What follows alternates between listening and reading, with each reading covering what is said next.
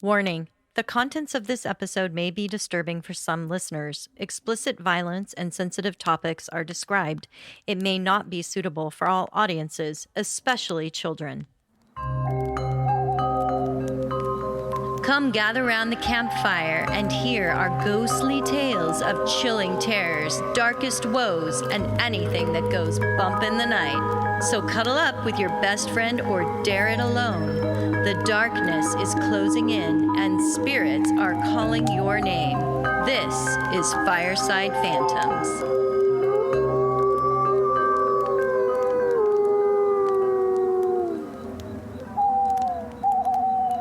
Hi, Carol. How are you? I'm great. The sun is out. Spring is in the air. It's a beautiful day in the Pacific Northwest. And yet we have some dark news, don't we? We do. I cannot wait to regale you with stories of darkness and woe, as I love to do.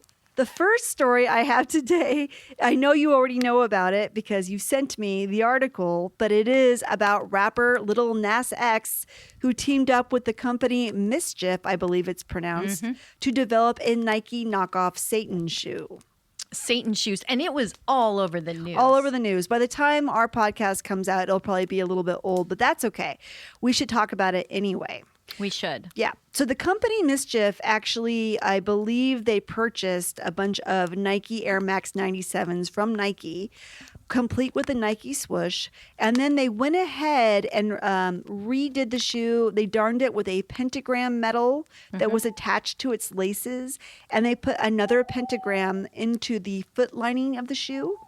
They also mixed red ink with a drop of what they say is real human blood. Now, isn't it from the rapper himself? Didn't he put his own blood in there? I don't know if he put his own blood or if he got it somewhere else. I don't. It was just creepy as fuck. Anyway, but that is the liquid part that you see in the heel of the shoe. So gross. It's so weird. They have an inverted cross on the tongue of the shoe, and there is a Bible verse on the side of the shoe of Luke 10:18, which is a quote from Jesus.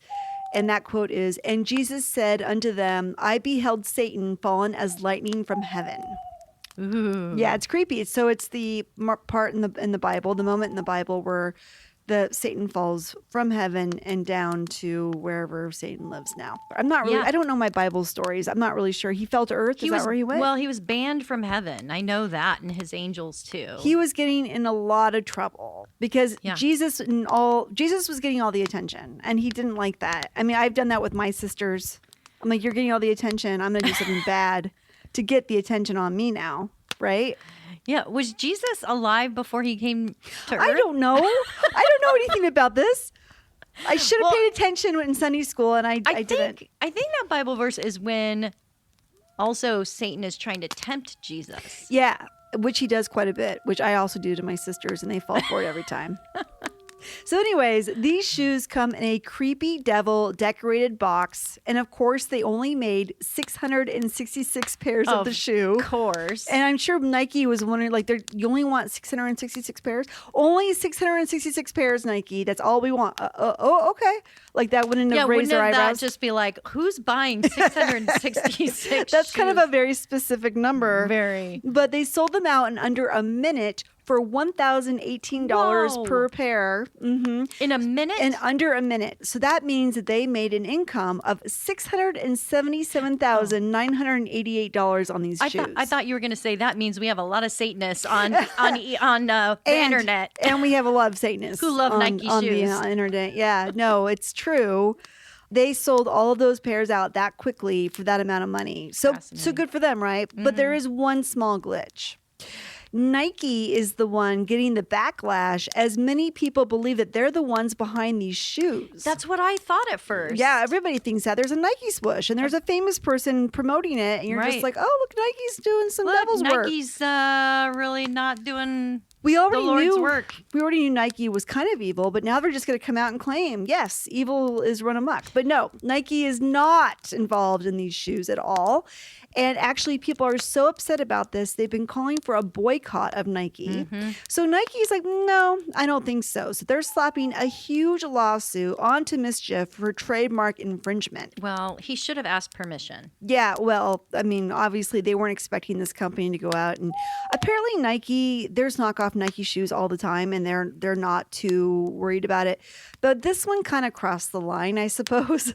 So Nike is seeking compensatory, statutory, and punitive damages from Mischief, but they are not suing Little Nas X, which I think is strange because his name is all over the shoe. He was one of the colluders of this shoe. So I'm surprised that Nike isn't suing him as well, but they've chosen not to.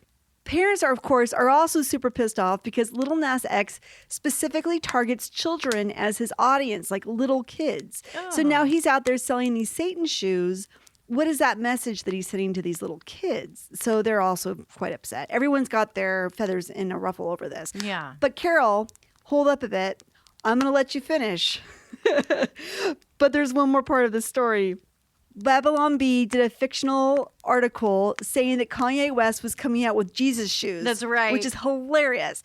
The Babylon Bee reports that Kanye West has released the Jesus shoes and said, quote, I'm really happy for Little Nas X's career and all, but these are going to be the greatest sneakers of all time. Of all time. Also based on Nike's Air Max 97s, instead of pentagrams darning the shoe, it has Bible verses of John 3:16, a photo of Jesus himself with his hand up in a praising motion. A Jesus fish is also on the shoe. You know those Jesus fishes that you see on cars? The little Christian symbol. And the best part is it has a spike nailed into the toe. Oh, well, that's extreme. Are we supposed to suffer as we're running or walking? Yeah. I mean, if Jesus can do it, so can you. I mean, if you're walking with a spike in your toe, I'd say, yeah, you run should. pretty fast. Hey, it might be the shoe of athletes here. It might be. It might be. Kanye said he will include, quote, water in the heel so everyone can walk on water just like Jesus did. He said all pairs will also include a drop of wine in the sole, signifying Jesus's atoning blood. Of course, he's only planning to produce 777 pairs of his Jesus shoe to offset the evil that was created in Little Nas X's 666 sneakers. What if you got a Jesus shoe for your left foot and a Satan shoe for your right foot? Wouldn't that be like you're truly walking the path of a person now? No. So yeah. Great so anyway, stories, those are Holly. the shoe stories behind Satan and Jesus duking it out on people's feet. Of course, the Jesus shoe isn't quite true. However, I did see that there was like a kind of a Jesus shoe concept back in the day, but I didn't go down that path too much. So for those of you who know that story, I'm sorry I didn't really go into that.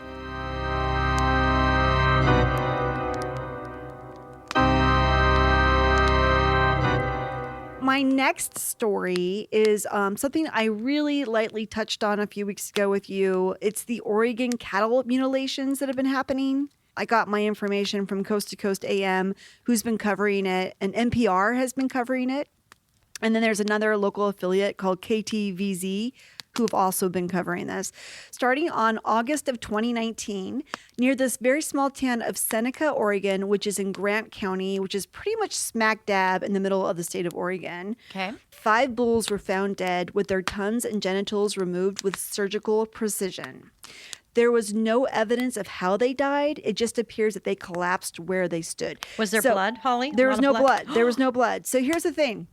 This is really interesting to me. Remember a few episodes back where I did the update on the TV show, The Secret of Skinwalker Ranch from the History Channel? Yes. And we talked about on the show, they found a dead cow. And the cow was not mutilated. She was just dead. And they weren't quite sure why. And of course, Skinwalker Ranch is known for cattle mutilations. Right. And dead cows that die for no reason. So they went back and they reviewed the security footage. They have cameras all over the ranch. And so they went back and they looked at the security footage of the cow. And they see that the cow just kind of collapsed down right where it stood and could not get back up. And eventually she just died there. But what they also caught was there was a unidentified object shining right above her. And I remember that. Yeah. So they were like, is that object up there that we can't tell what it is? It's just a shiny cylinder object. Is that affecting this cow? Is that what's caused this cow to die?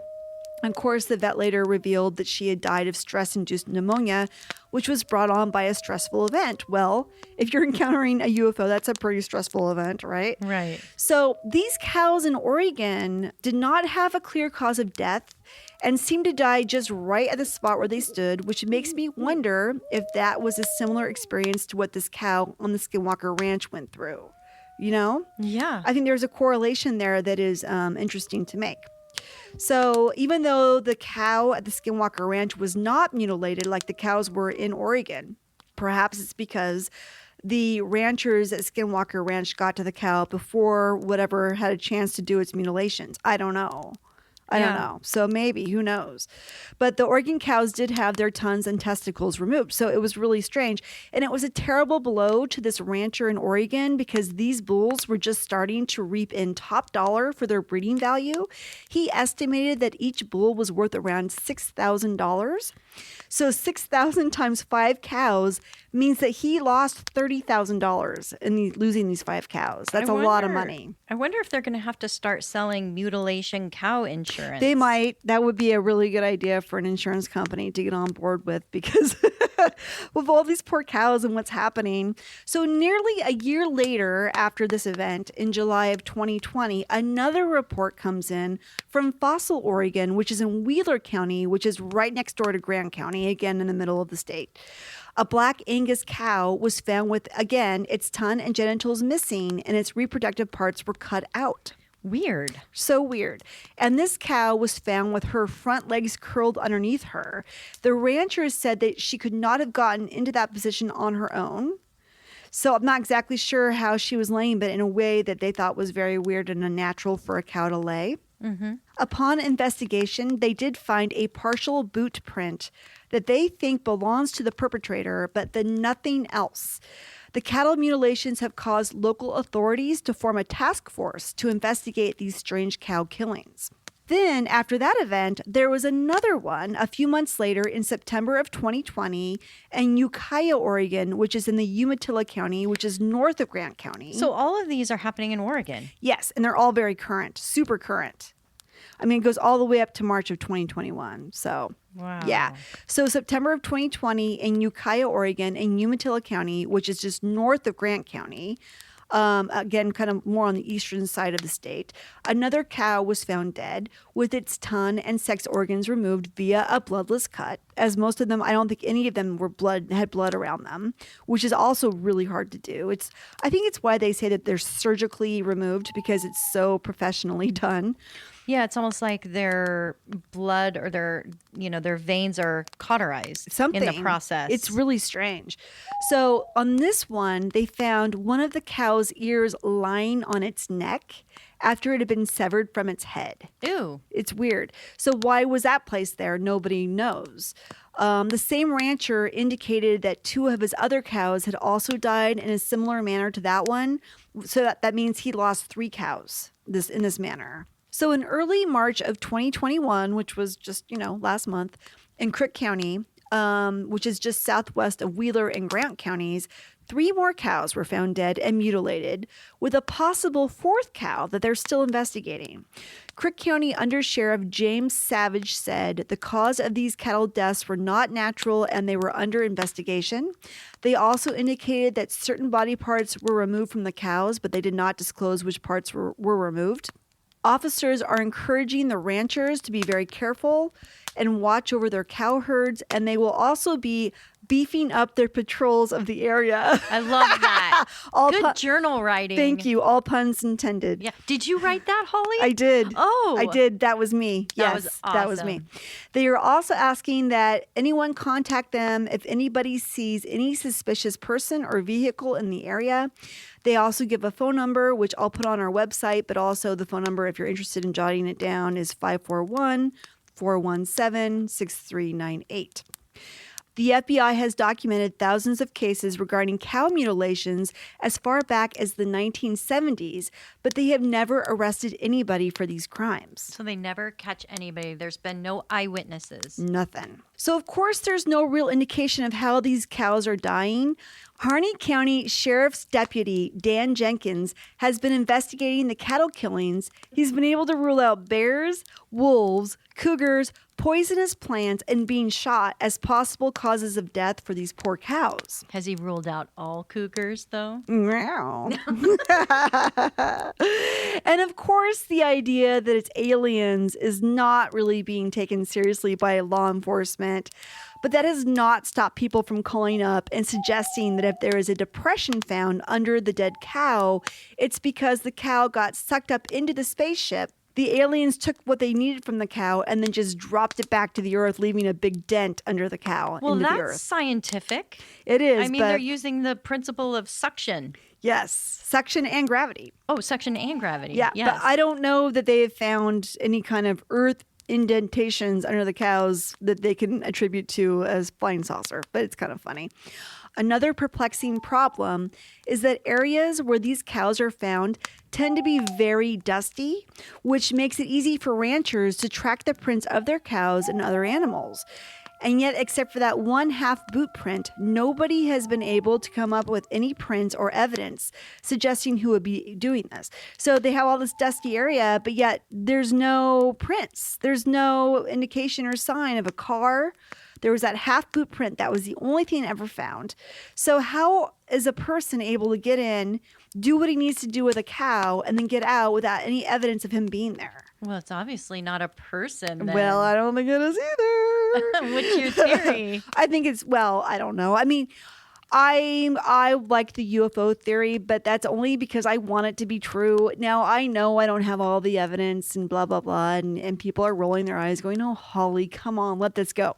But I personally think that it's very strange. First of all, why people would do this to a cow, why take those body parts and then leave no evidence of your being there, to me, seems kind of odd. And the fact that the FBI has never been able to find or capture anybody since the 70s. They're in on it.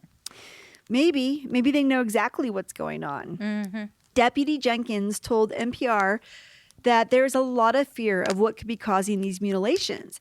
He said, quote, if some person or persons has the ability to take down a 2,000-pound range bull, you know it's not inconceivable that they would not have a lot of problems dealing with a 180-pound cowboy, end quote, which is true. So if you're out there and you're trying to watch over your herd and you see something kind of not intimidated by a cow, they're certainly going to roll right over the top of you, no problem. Mm-hmm. So now ranchers are encouraged to always ride in pairs and always carry firearms when they're checking on their herds. And for the ranchers of Sylvie's Valley Ranch, which is the spot where the 5 bulls were found dead, they are offering a $25,000 reward for information that can help solve the mystery of the death of these cows. So if you can figure it out, $25,000 in it for you. No. You love how I always find the news stories where there's a reward of some kind you're offered. you're People, manifesting these. It pays to listen to our show. We'll show you how to earn money. Yeah. Just solve the crime. Just follow the clues. Where is that cow penis at? So anyway, so that is the story of the Oregon cow mutilations as they stand right now. They still have no idea. They're trying to form a special task force. Everyone's hypervigilant, but it is weird. And it does cost these ranchers a lot of money to lose their cattle for no reason. Like, they don't understand why this is even happening.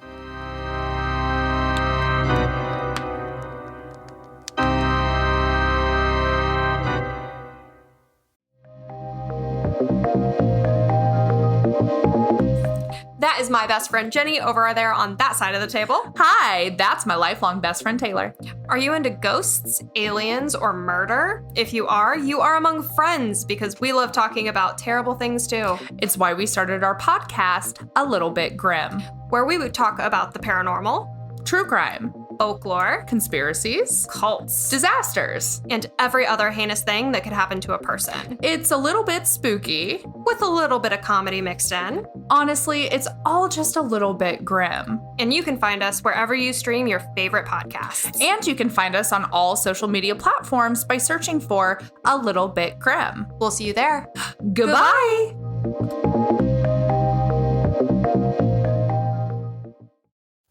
So my last story is something that it's not really not really a news story so much as just something that I read recently that I thought was kind of interesting about one of my favorite serial killers. I didn't know you had favorite serial Well, killers. he's one of the most interesting. Have you ever seen the Netflix show called Mindhunter? Mm-mm. So Mindhunter is based off of a book, I believe, of the same name, written by the guy at the FBI who developed the psychological and behavioral unit of the FBI that helped them figure out how to track down and capture serial killers. So it's like a psychopath handbook. Yeah, kind of. So they kind of get an idea and start to build psychological profiles of serial killers so they can find other serial killers. And it's actually helped them quite a bit to do that. Well, in the show, it's, based off of real people. And one of the serial killers that they interview is a guy named Edmund Kemper. He's played brilliantly by an actor named Cameron Britton. Well, Edmund Kemper is a real serial killer, and he did indeed talk to these guys at the FBI. The show Mindhunter is really good, so you guys should definitely check it out. But the story of Edmund Kemper is what I'm going to tell you about today, because it's kind of an interesting story.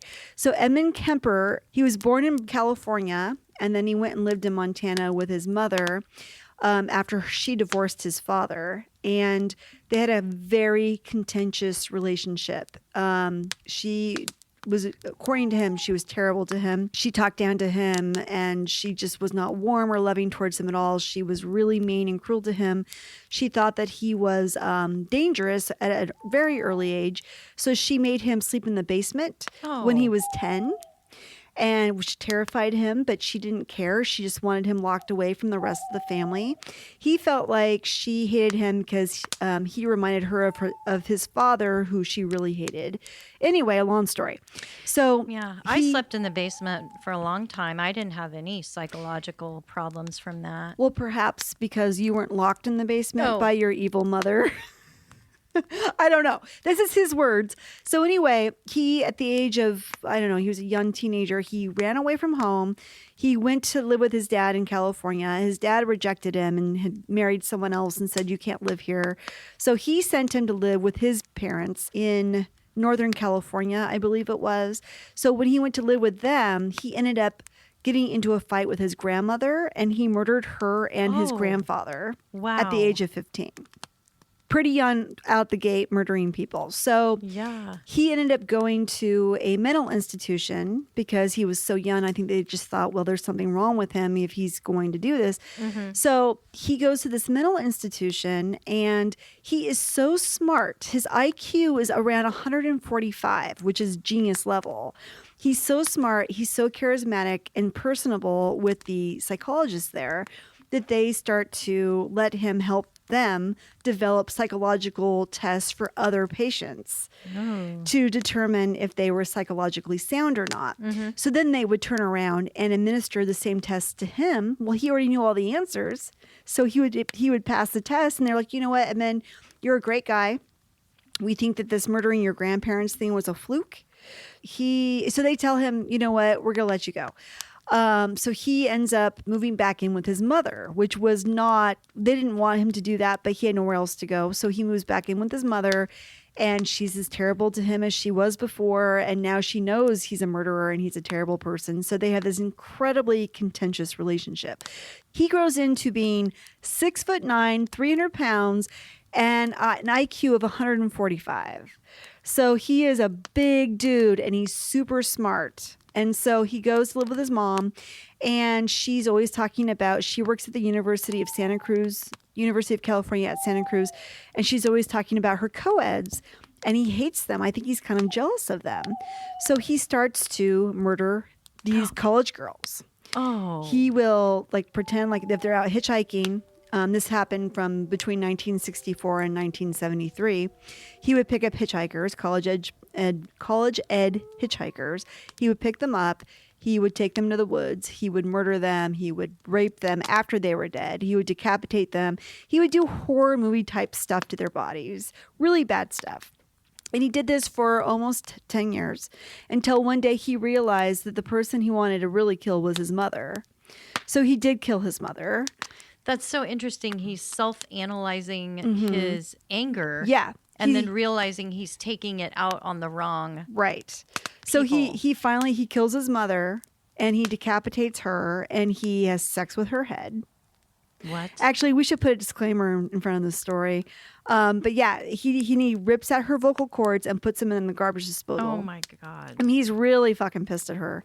Then he calls up her best friend and invites her over and he murders her too. What did her best friend do? Maybe because she was just his best friend, her best friend. I don't know. But he gets her too. Then he takes off and he goes to Colorado, probably to your house. And he probably lives in the bushes in your childhood home. Oh my God. What year was this? 73. Ah! Yeah. So he goes to Colorado and he's waiting for the police to come to get him. And they don't come. He doesn't see anything about it in the news. He's like, they got to know by now it's me. And he was friends with a lot of the cops. Like he had wanted to be a cop and he would hang out with them at this bar. He had even applied to be a cop and he wasn't able to because he was too big.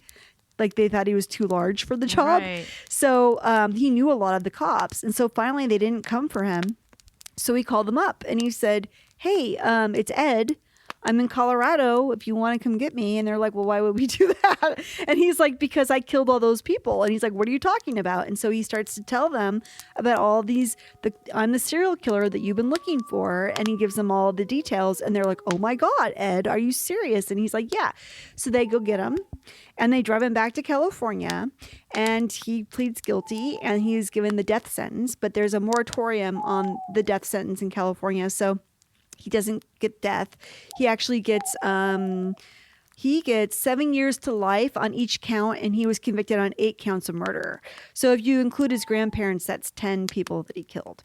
So anyway, the reason, Carol, I'm telling you this story. Yeah, I'm like, are we doing a crime podcast? No. Like the real reason I'm crime telling you podcast? this story, and you're looking at me like, why on earth would I want to know all this terrible information? Is because after he gets into prison, he joins a program called the Volunteers of Vacaville. And so what they do, or one of the things that they do, is, and what he did was he read books on tape for the blind.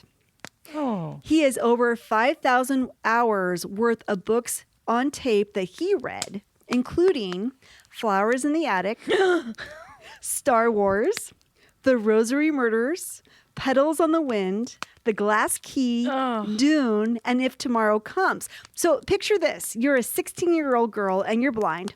And you're like, God, I really want to read Flowers in the Attic. I'm going to go get it on tape. And you pop it in. And the person reading this to you is Edmund fucking Kemper, who murdered 10 women. Talk about nightmares. Yeah. She doesn't know this. Well, what if she did? But that's the thing. And that's my point, Carol. I think there is a huge market for this. But we're going to come back to that in a second. Kemper was so good at this because remember, he has an IQ of 145. He's a very smart man. Yeah. He even won 2 trophies for his work on creating these audiobooks and doing this program.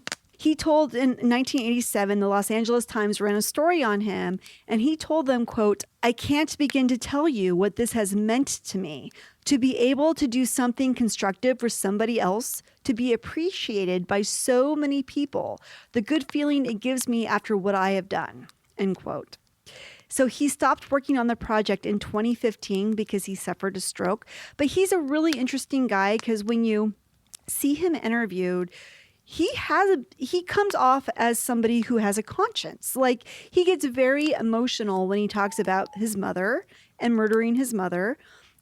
He knows, he goes, I should be in prison. He goes, I knew I was just killing my mother over and over again when I was killing those other girls. This was really between her and I. Like he has a lot of self-reflection and self-guilt, I get the sense. So he's an interesting guy. And that's why the cops and the feds really like him. Not because he's a terrible person, of course, but because there is real remorse there, or at least, now maybe I'm really gullible, but at least he comes off as a highly remorseful person. Perhaps it's all a game and it's all facade. I don't know, but he's an interesting guy. He's unique in the respect that he comes off as somebody who's sorry for what he did. And most serial killers are not sorry at all. in the Mindhunter show, it's really, there's a clever scene where they were telling him, the FBI agents were telling Kemper about how they were really getting educated on serial killers. And he goes, well, yeah, you're getting really educated on the ones you've caught. But the ones that you haven't are still out there.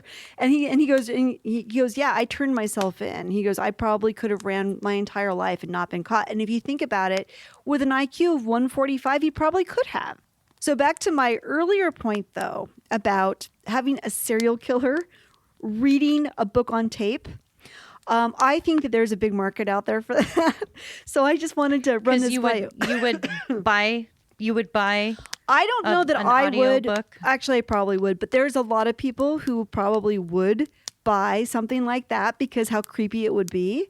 So, for example, let me run a couple of these by you. The same people who would buy those shoes would buy the audiobooks. Yeah, perhaps. But if you think about it, would you want to, let's say you want to listen to the audiobook of The Hunger Games.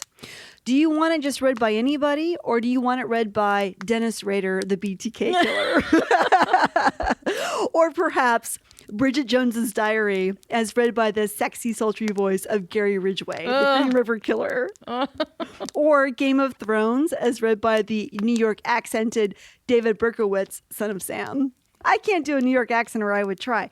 That's a real thing out there. People do get paid for reading audiobooks. Absolutely. I think Audible would make a bunch of money if they employ these serial killers to read some of these books. But or if Ted Bundy was still alive, what do you think he would read? He would read probably Pride and Prejudice. Anybody else? Any other serial killers that you would pair with a good book? What about the Zodiac Killer? What could he read? How about one of those Nicholas Sparks books? Nights in Rodanthe or whatever. What is that one? The Notebook, as read to you by the Zodiac Killer. The Notebook. That's perfect.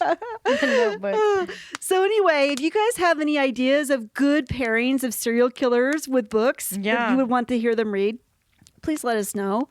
We'll put that little contest up on our social media feeds, demented. And you guys can tell us. You know, it's very rare that I'm disturbed at by a something I lack say. of words, but you can tell the less I say, the more disturbed I am. I love it. Thank you, Holly. Be a fun game. I can to play. always count on you. Yeah, I know.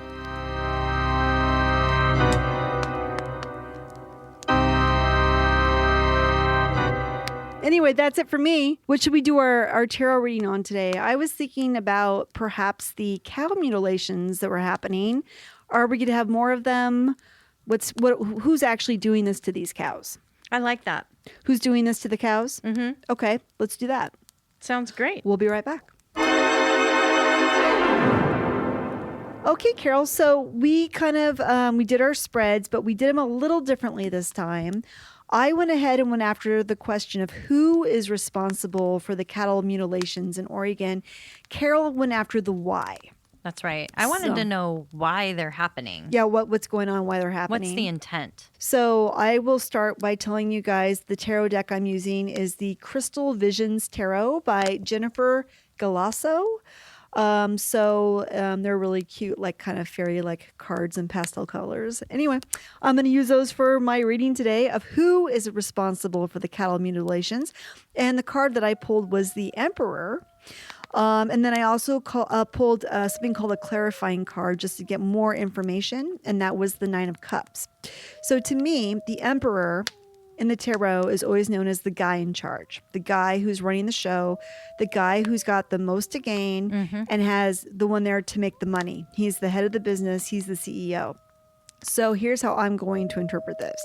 This guy is either somebody who is using the tongue and the genitals for some reason, for some purpose to make money, or he's a competitor to these ranchers and he's trying to take out their prize cows so that he reaps more money from people for breeding or for meat or whatever he's doing.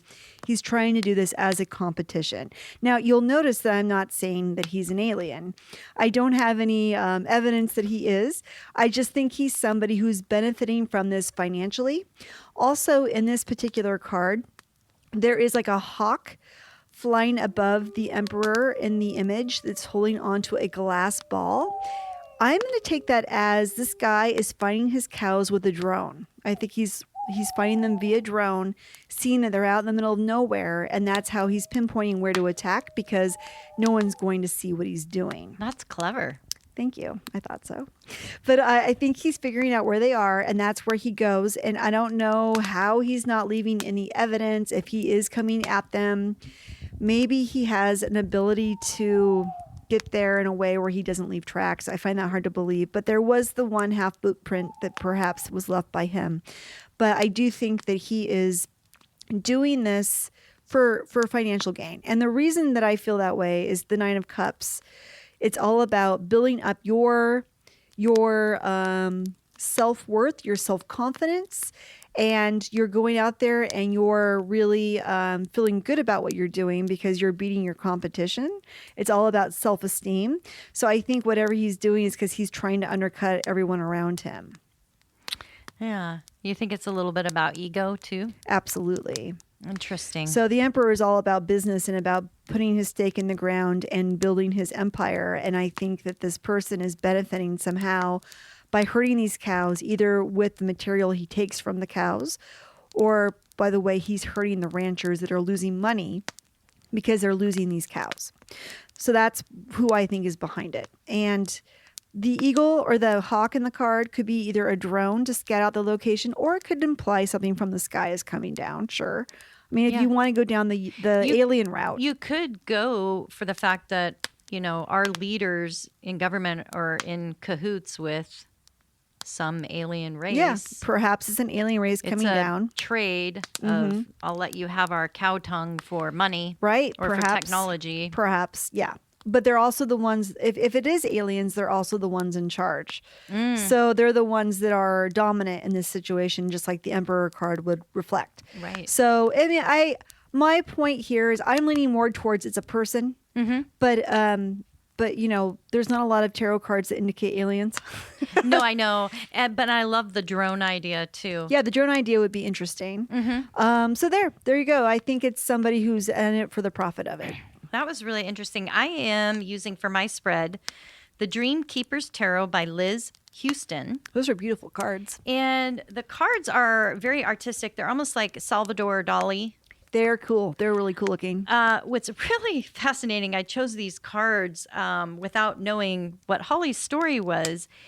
And so many of these cards show the characters losing their heads. Oh, weird. Being decapitated. Oh, that's very strange. Which is very bizarre. Like you've got all these floating heads. Maybe everywhere. we should have asked a question about Edmund Kemper instead of the cows. I just thought it was weird that like all these cards have like floating heads. That's funny.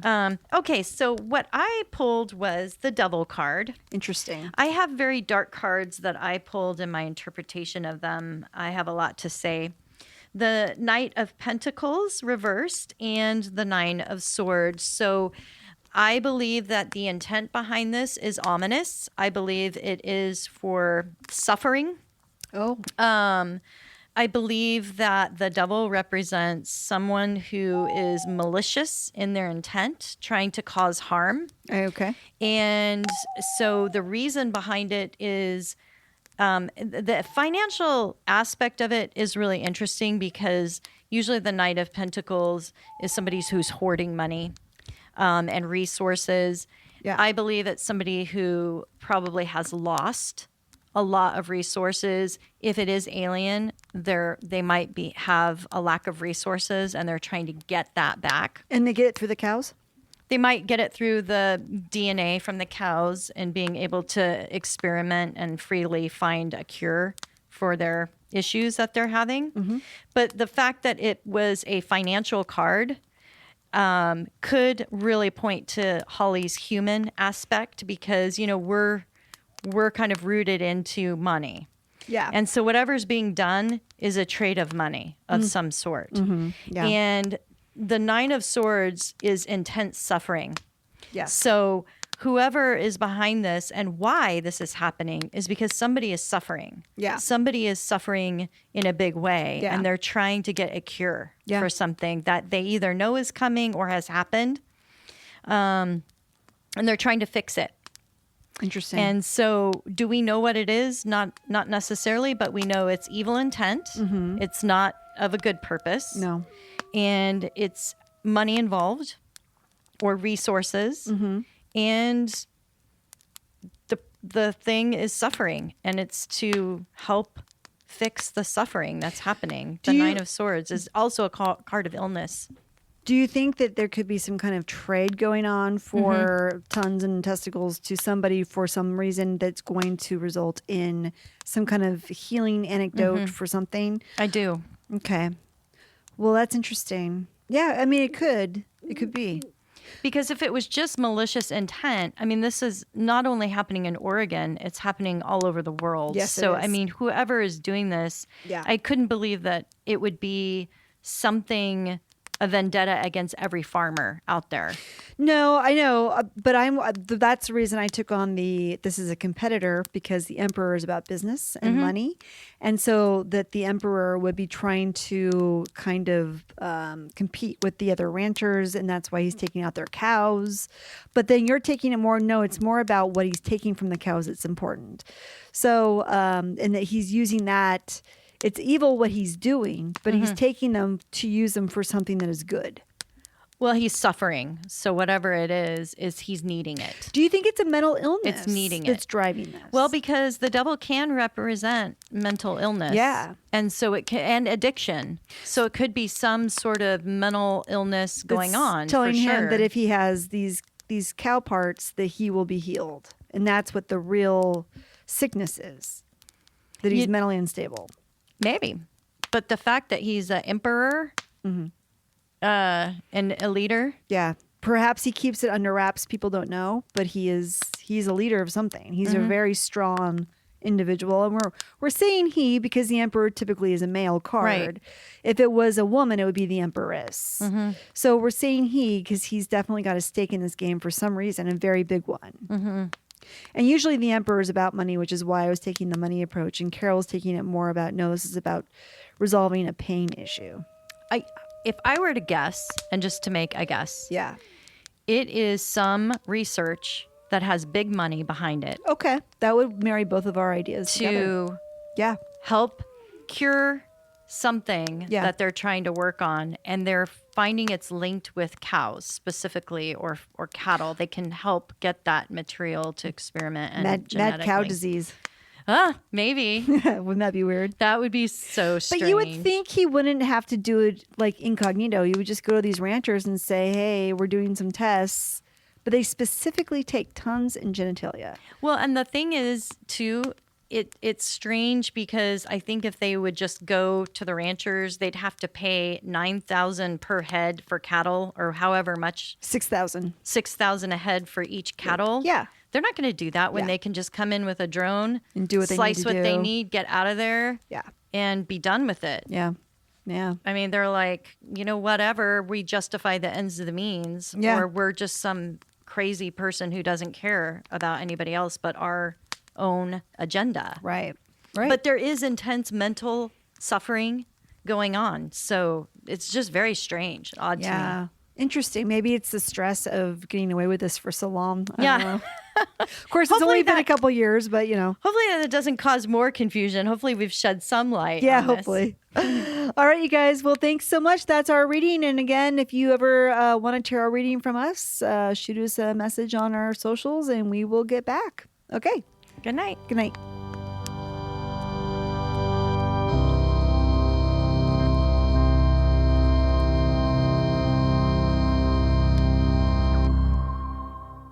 The first, They usually don't have surgical instruments. though. cow. What would you do with a cow tongue? Like, what would you do with that? Dry it out. I don't know. Use it for some kind of leather Hood- material? or hood something? ornament. I don't know. Harney County Sheriff Deputy Dan Jenkins has been investigating the cattle. So I'm trying to get Carol to buy the house next door to mine, even though it's not for sale yet. But I think someday it's got to be, because that woman cannot survive forever. I mean, she's got to. Oh my God. You better not. Josh, cut that. As the flames die down, do remain undaunted. Though all hitchhikers are ghosts. And all dolls are definitely haunted.